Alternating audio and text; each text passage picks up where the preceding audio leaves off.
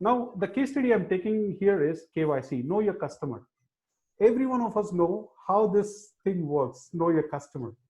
It starts with the first 5 or 6 page form that the customer has to fill.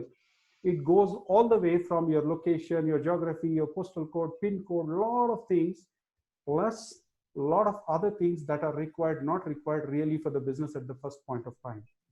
And the reason the KYCs are done in that way is the fear, again, the fear of losing data or fear of not having the customer data to launch a particular promotion, or to know one dimension of the data, or to know one subset or one phase of data which would connect to the activity or the future business activity we are doing. So in fear of losing that, we capture a whole lot of data, and that makes the KYC completely a cumbersome process. Now I'll try to take two hats to understand this case study. I'll wear a hat of a person who is trying to generate this KYC in a centralized process. And later I'll wear a hat of a person who's working this in a, or a team who is working this in a decentralized process. So let's try to understand how these two things work. Okay, when you go to a centralized process, typically you come across these kind of information sources or the data capture sources, or these are the kind of things that are available to business. It could be online solution that is homegrown, a lot of things we just quickly mash up and then bring up the solution and say, hey, it's working, so the team keep going on. Or we can go back to any SaaS provider giving a particular like invoicing. I want to do a automatic invoicing where I onboard a vendor or a customer or anyone, automatically it sends the invoice. I don't need to worry. So I go and subscribe a lot of SaaS solutions like that. Or I can go up with a CRM, or I can go with a complete understanding of my business. I know everything in my business, and I think my business needs a complete overview understanding, and that's when I go for a ERP. But if you look at in the slide from left to right, the most important thing that you're seeing is the restriction of the access for the users. When you look on an online solution, we really don't care. As long as the team gets the access, we capture the data, we are good with it. But when we go to ERP implementation, that's where the software or the system, all these kind of things comes into place. And that's where definitely the IT has a strong hold on what has to be allowed and what has not to be allowed. And that's when the VPNs come into picture. That's when the decision support systems come into picture. That's when the business support systems come into picture. That's when the information systems come into picture. So we are put up across these various kinds of things. Now imagine a KYC.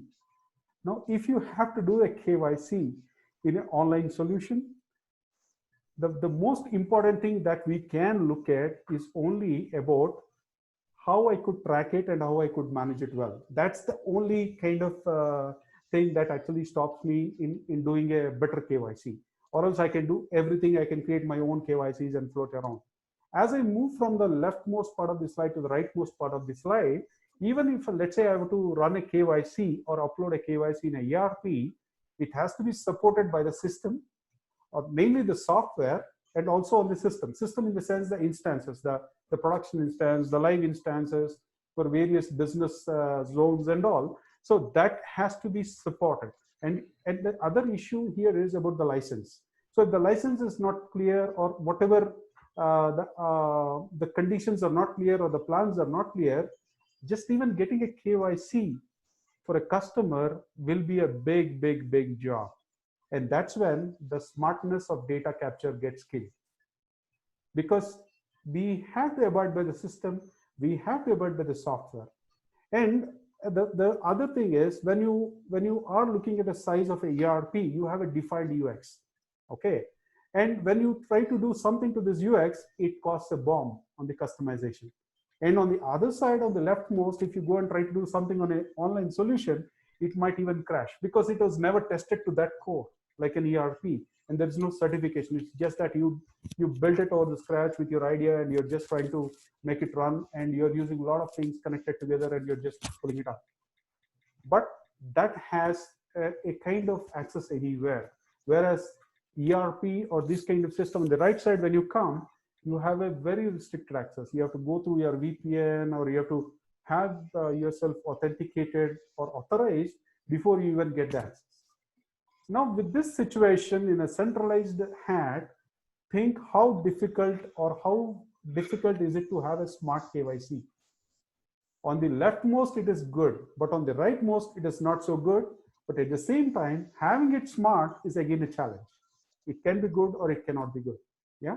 So this is how the centralized solution appears when you put a hat for this to understand the smart capture. Now let's look at the other hat, which is a decentralized solution. The best part of a decentralized solution is the system, the software, the cloud are all taken away from for the understanding of the user. So the user or the business owner or the business team doesn't need to really bother about the software or the system or the cloud. That's totally taken care by the IT team, and they will manage and they will run the entire infrastructure. So when the entire infrastructure is taken care on the physical layer, the only thing you have for you is to build the hybrid kind of a solution which can run on any device or any way you want. And it's very easy to use because it is you who are building it. And the biggest advantage of a decentralized solution is, though it is available on a cloud service or anything, it helps in democratization of the applications. So when you do the democratization of the applications, it's like, let's say I bring the KYC. Let's say I'm from the sales team. I create my own KYC. It doesn't matter what are the information that I require, but I still push it to the cloud. Done. Let's say other team from the marketing does the same KYC. They can do the KYC in their own way. They might not require all the fields I use in sales. So they might look their own fields and they create and they push it in the cloud. Like that, anyone does the kind of data capture for this KYC, the knowing your customer form, instead of having all the 100 fields in the 6 pages form, I can have 10 fields, 10 fields, 10 fields segregated or distributed across the teams, and teams only use that information when it is required, and they only push it to the cloud what is required.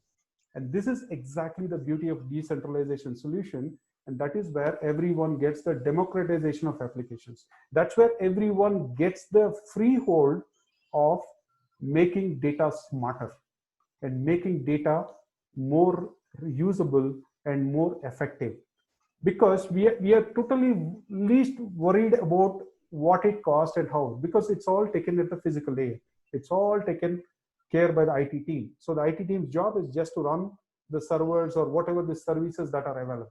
And the rest of the business is all open to creativeness, smartness, and everything can happen. So this is where the productivity comes into picture.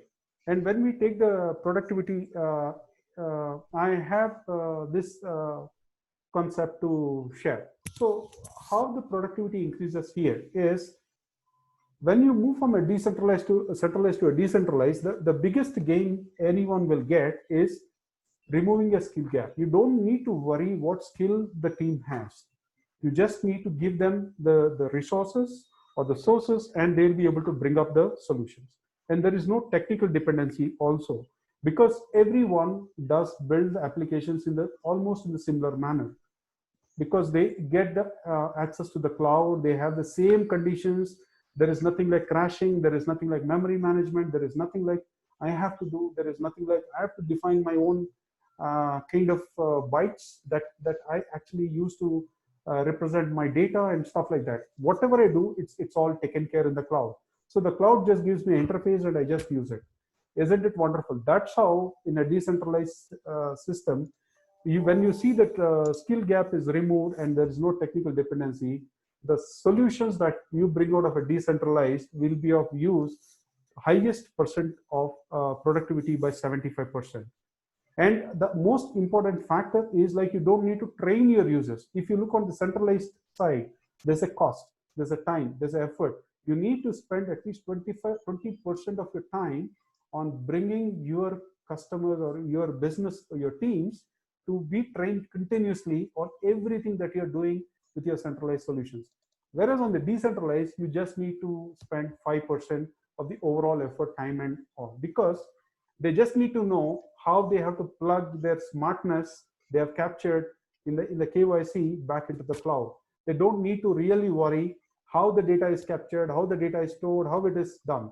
They just need to take care of the creativeness, what they have, and they just need to know how they deploy this kind of whatever the design they have done back into the system. So this is the advantage of getting into a decentralized mode, and that is where the smartness along leads to productivity.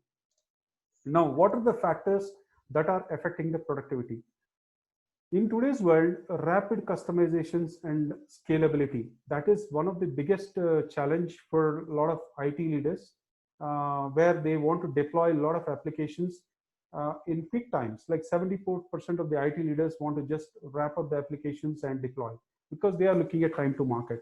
And similarly, there's a lot of challenges on hiring skilled people for the centralized solutions or whatever the kind of solutions we have that have been working for so time. So that's another challenge that actually kills the productivity. That has to be addressed. And typically, the last one is when a lot of companies are moving towards mobility, there's high chance that we have to keep ourselves updated with the tasks in the enterprise side of the mobility. And that's another important issue. That's where the need gets created for productivity. And that's where the smartness or a smart data capture will lead to the kind of productive needs for a business.